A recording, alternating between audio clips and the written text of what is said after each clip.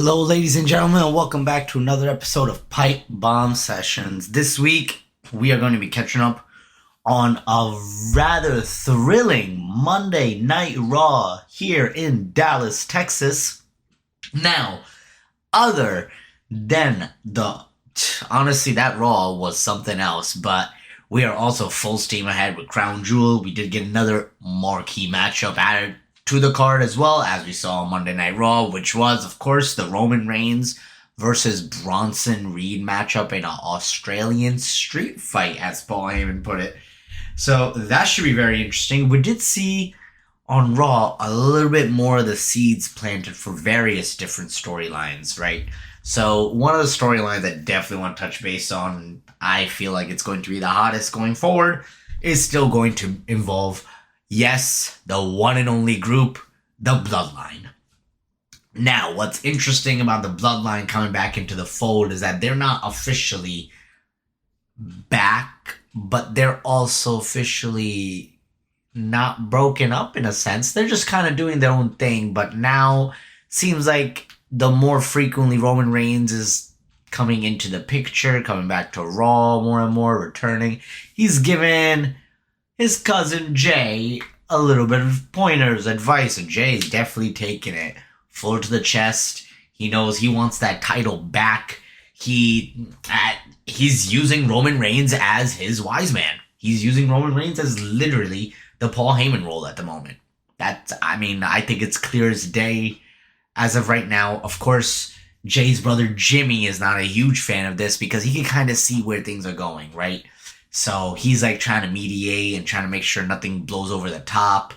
Make sure, his brother's head is still on a swivel. He ain't just letting everything go to his head.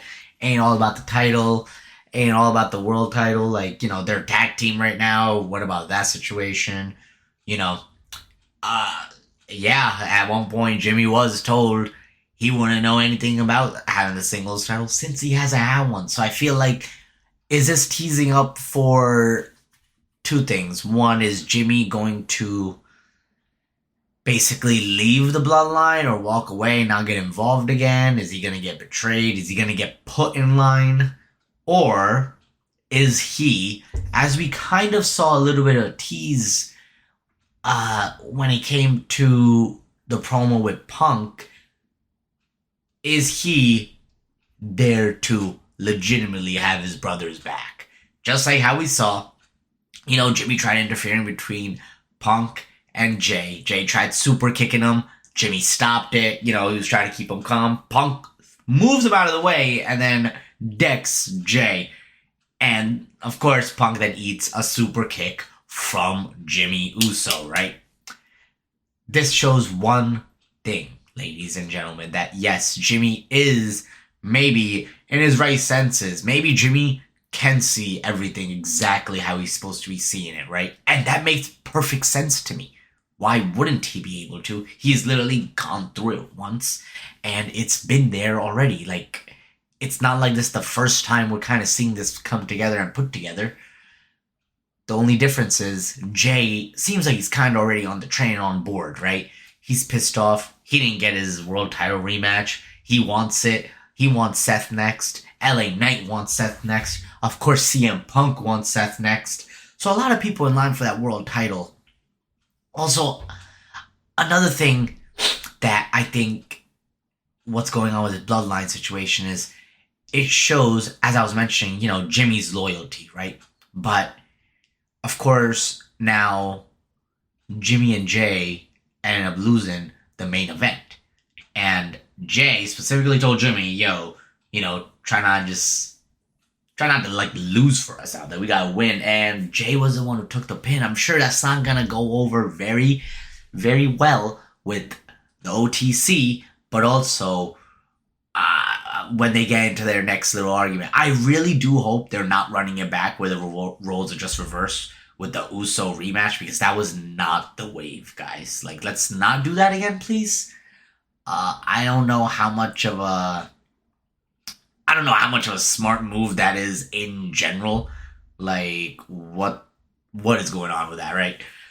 So, I don't know. I think I think it's moving forward slowly but surely for sure. I will still go with my bold prediction that yes, the Usos, Roman Reigns, they're all gonna hold gold by the end of, I'm gonna say, this upcoming Mania time. We're gonna have a much clearer, or if not cleared up, picture of what's going on going forward. I do truly believe Roman will have the title, will be on top with this OG bloodline. I mean, it just makes sense to me. That is what honestly carried WWE through a good portion of like 4 years, man. So yes, he wasn't losing the title. Yes, was I frustrated with it? Yes, did he not show up and like do, but kind of like doing that now, right? And in a sense, it seems like now with WWE, main titles are defended on PLEs, and maybe like some of the mid card titles are being defended weekly. I hope that kind of keeps up. Mid card titles should be the workhorse titles of WWE, whether it's the women's mid card or the men's mid card. If you're going to not have men's world title matches on Raw, or see, I say men's because they do the women's world title matches on Raw for both Raw and SmackDown women's champs. That's why I just don't understand why I mean, I get it. Hey, you're not gonna have Rollins wrestle on random Raw. You're not gonna have Cody wrestle on a random Raw. SmackDown. I apologize. However, it's like, why not? I mean, we used to do it back in the day, and yeah, I wouldn't be opposed to it if it's like a once in a while, one off type of situation. I mean, yeah, that's cool. I have no problem with that whatsoever, you know?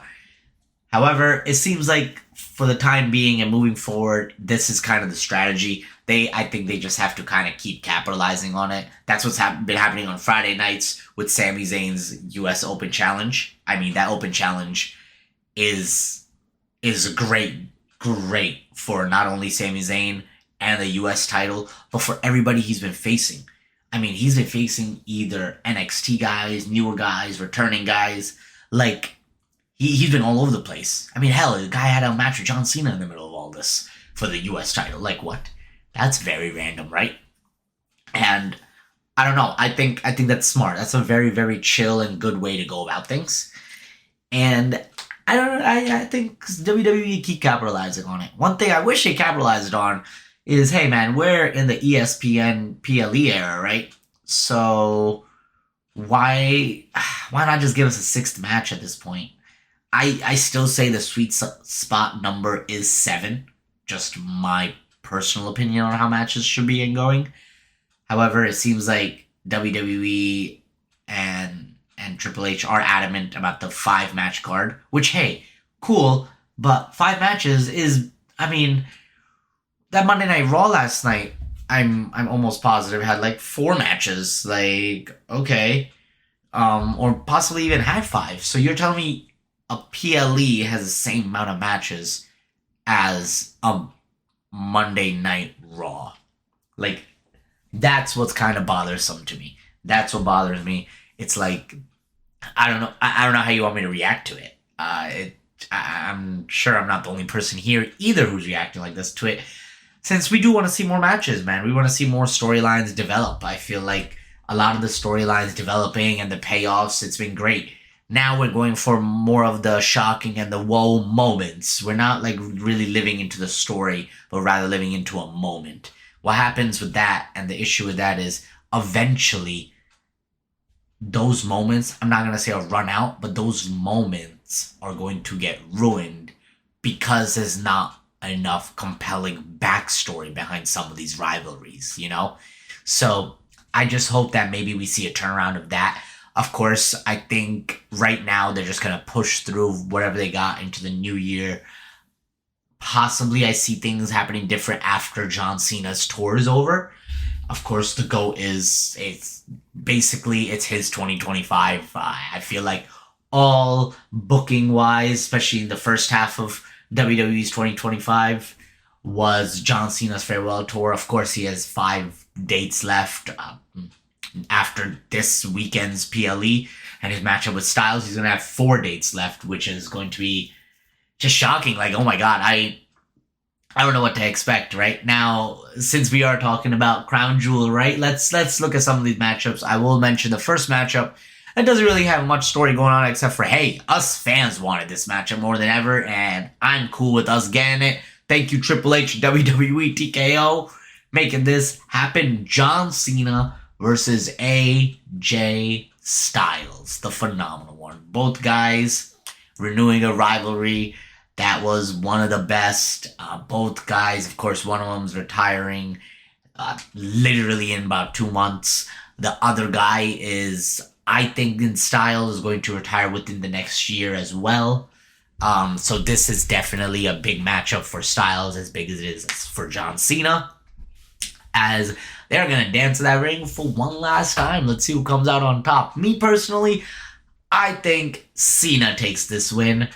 I believe that maybe Cena takes it, and that's going to follow up with possibly his next opponent. I just don't know how you're going to kind of set it up. You have four PLE dates left.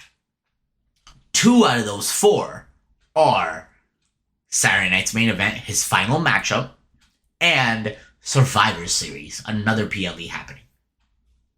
Now, that leaves 2 other appearances for Mr. Cena. John Cena can really... Of course, he can cut promos. I think it depends who those last 2 appearances are. Maybe he does indeed go after Dirty Dom's IC title. And that's how he can become the Grand Slam champion. Something that's evaded him so far in his career and he hasn't accomplished. I mean, hey, that's still sitting there as an accomplishment to be done, to be completed by the GOAT, John Cena. I wouldn't mind it. I think Dirty Dom and Cena would be a pretty good matchup as well. I wouldn't be opposed to it.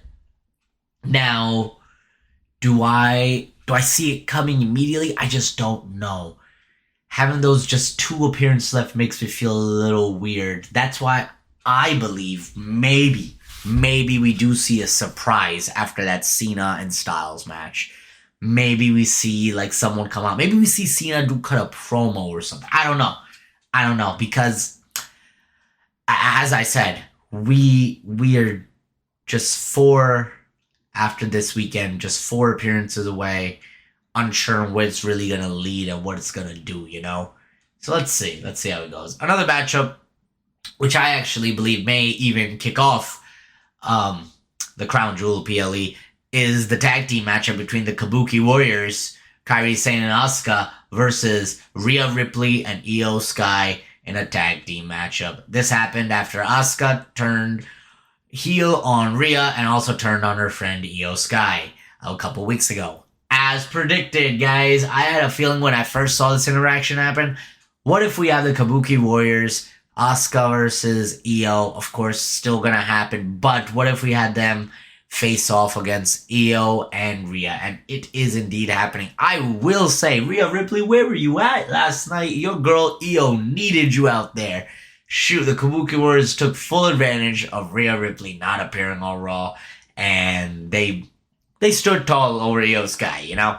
However, I do think that's not going to change the result of this matchup upcoming this weekend, and that's going to be the winners, Rhea Ripley and Io Sky. I mean, hey, I'm a fan of both, as you guys know. I'm even a huge fan of Kabuki Warriors. I mean, they're not a bad tag team. I think this matchup potentially could be really, really well, and I think it's a very good way to kind of start off the crowd, hype it up. I mean, I don't see it going any other way, right? So that will be a cool matchup for sure. Now, just switch gears to women's world titles. Of course, SmackDown and Raw Women's Champion Tiffany Stratton versus Stephanie Vaquero are going to be facing each other for that Crown Jewel title.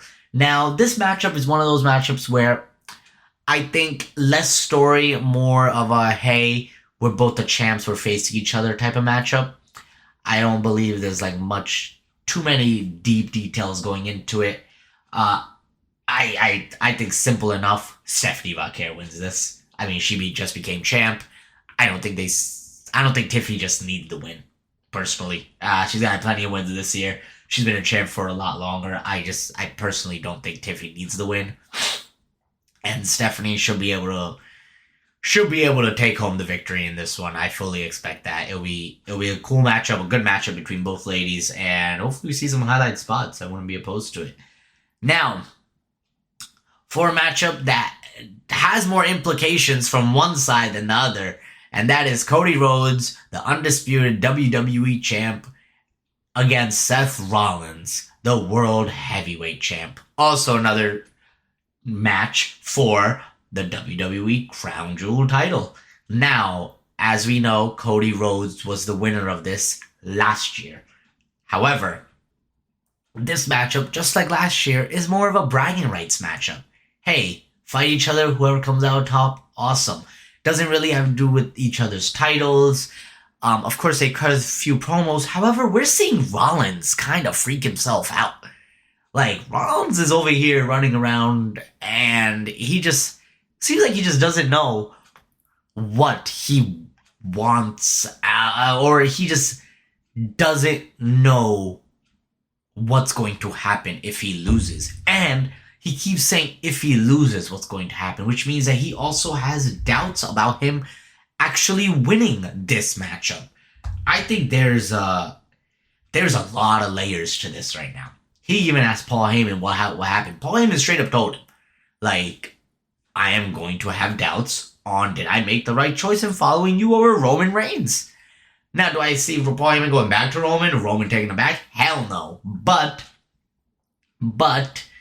do I see Paul Heyman going to another client, perhaps, in the form of Brock Lesnar? And maybe Rollins does lose. However, they beat the hell out of Cody after the matchup, kind of dominate and, stand tall over him even though he took a L. And that's pretty much his message being sent. However, Paul still has a little bit of doubts, and he gets the beast incarnate Brock Lesnar a little bit more on that side. Possibly that's what's setting up War Games. Maybe this is what forces Paul to, I'm going to say, go behind the Vision and Rollins back to try to make some executive moves of his own to get Lesnar to pretty much guarantee victories and things like that. Dominate as who Lesnar was with Paul Heyman quite a few years ago, right? As we know. Now, do I think Cody wins and increases his streak, or Rollins finally gets one? I've been saying it, and I think I'm going to stick to it. I do believe Cody Rhodes will win and remain undefeated against Seth Rollins. I still think that just like every big superstar in WWE needs a huge rival that they possibly can or can't beat, that man for Rollins should be Cody Rhodes, right? I mean, I've mentioned this a few times over the weeks, and I do think that Cody Rhodes should come out on top. Now, will Cody Rhodes stand tall? I don't think so. I think Cody Rhodes is going to get jumped after the matchup. He's going to get beat up. He could get... We could see Drew McIntyre show up. Delivering a Claymore or something after the matchup.